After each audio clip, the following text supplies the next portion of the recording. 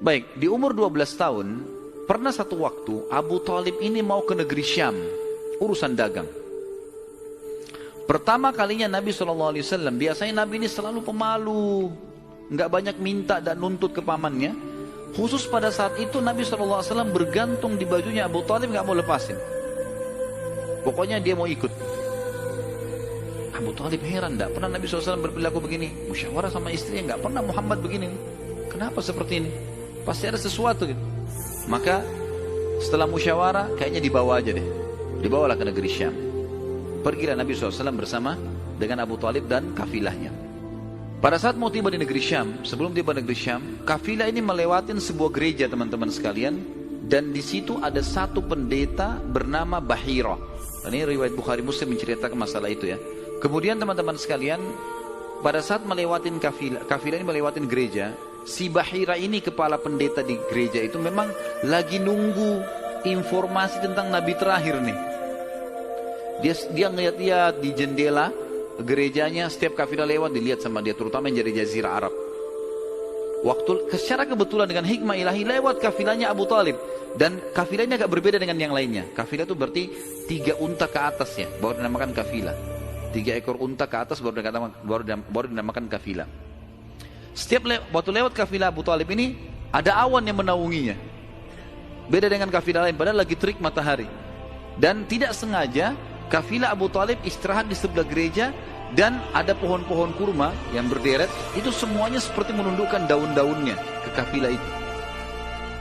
Pendeta ini perhatikan, kafilah tanya ini, kirim satu orang, tanya mereka kafilah dari mana nih? Jawabannya dari Jazirah Arab. Dari mana? Dari kota Mekah. Kata Bahira, hidangkan makanan sebaik mungkin di gereja, undang semua kafilah ini masuk makan. Diundanglah.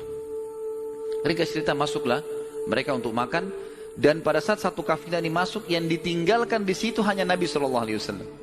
Waktu lagi makan, Bahira ini memperhatikan satu persatu orang-orang Quraisy ini, wajahnya, karena mereka tahu cirinya Nabi terakhir, alisnya, wajahnya, mukanya, kulitnya, jalur nasabnya, semua jelas.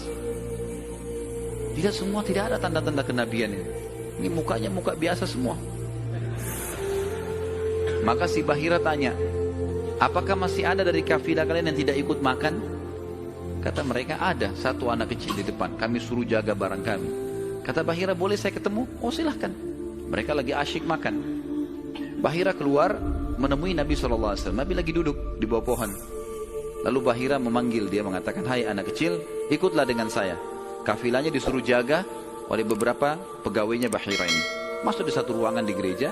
Kemudian Nabi SAW berdiri lalu kata, jadi orang Mekah begini teman-teman, di Mekah itu ada patung namanya Lat dan Uzza. Lat dan Uzza ini 2 patung yang luar biasa dikultuskan di Mekah. Hebat patung ini menurut mereka. Jadi kalau bersumpah atas nama Lat dan Uzza sudah tidak mungkin berbohong. Kalau bohong kualatnya. Maka pendeta ini tahu Bahira, dia bilang, hai anak kecil, saya akan bertanya kepadamu atas nama Lat dan Uzza. Ini semua anak kecil sampai orang tua di Mekah tahu nama ini, dan mereka ketakutan kalau dengar nama ini. Apa jawaban Nabi SAW waktu itu? Umur 12 tahun, masih kecil. Kalau kita sekarang masih SD gitu.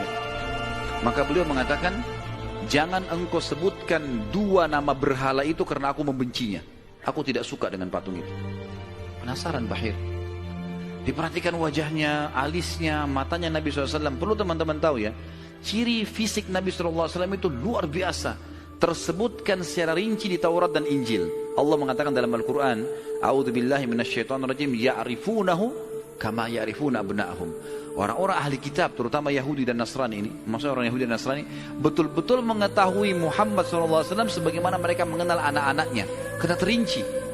Disebutkan dalam hadis, alis Nabi SAW seperti busur panah yang lebar, berwarna hitam dan tebal.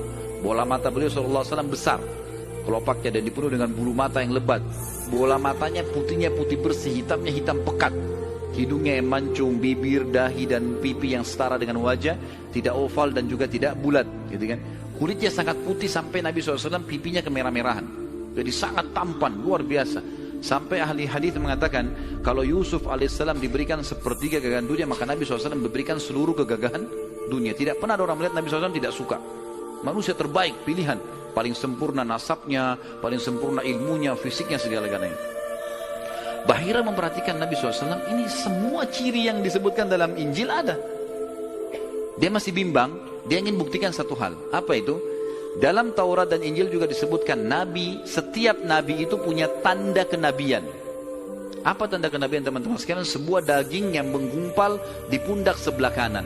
Dan daging itu berwarna merah kehitam-hitaman dan dimiliki memiliki bulu yang lebat. Maka Bahira berkata, hai anak kecil, apa kau izinkan saya untuk melihat punggungmu?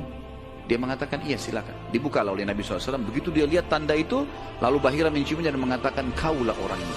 Pada saat itu, Bahira pun membawa Nabi SAW masuk ke dalam ruangan makan lalu berkata, siapa walinya anak ini? Wali, ya. Siapa walinya anak ini? Kata Abu Talib, saya ayahnya. Abu Talib berkata, pamannya. Kata Bahira, tidak mungkin kau ayahnya. Anak ini mati ayahnya waktu dia masih 6 bulan di perut ibunya. Pendeta di negeri Syam tahu.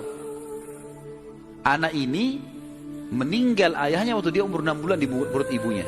Dan ibunya meninggal pada saat dia umur 6 tahun. Serta dia dibina dan dididik oleh kakeknya sampai umur 8 tahun. Dan kalau kau benar kerabatnya, kau adalah pamannya. Abu Talib kaget, dari mana anda tahu semua itu? Benar semua.